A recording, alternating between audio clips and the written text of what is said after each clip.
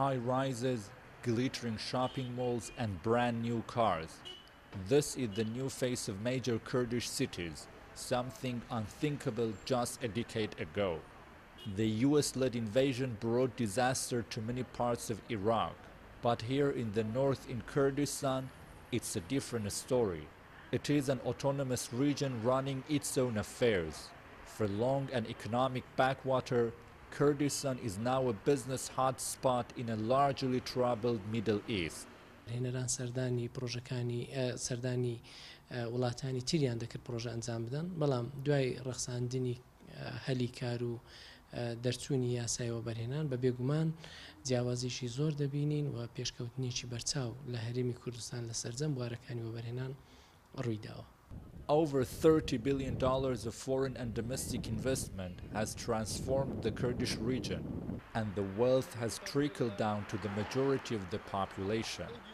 Bais Sharif started modestly, but he says rising income in recent years has improved his life considerably.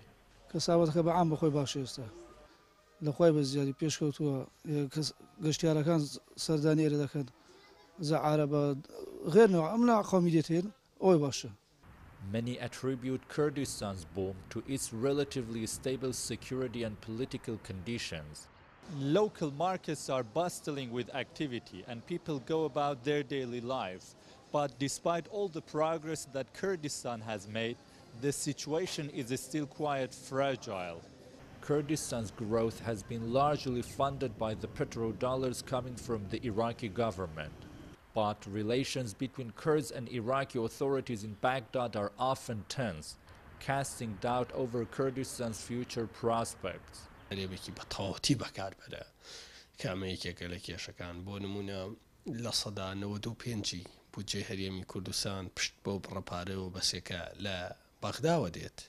The Iraqi government recently delayed the monthly salaries of civil servants in Kurdistan, and it threatened to cut off the Kurdish government's budget altogether if Kurds went through with their oil exports through neighboring Turkey.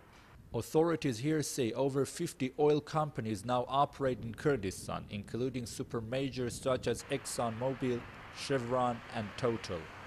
Many are concerned that tensions between Baghdad and the Kurds could eventually undermine the Kurdistan region's gains, especially its thriving economy.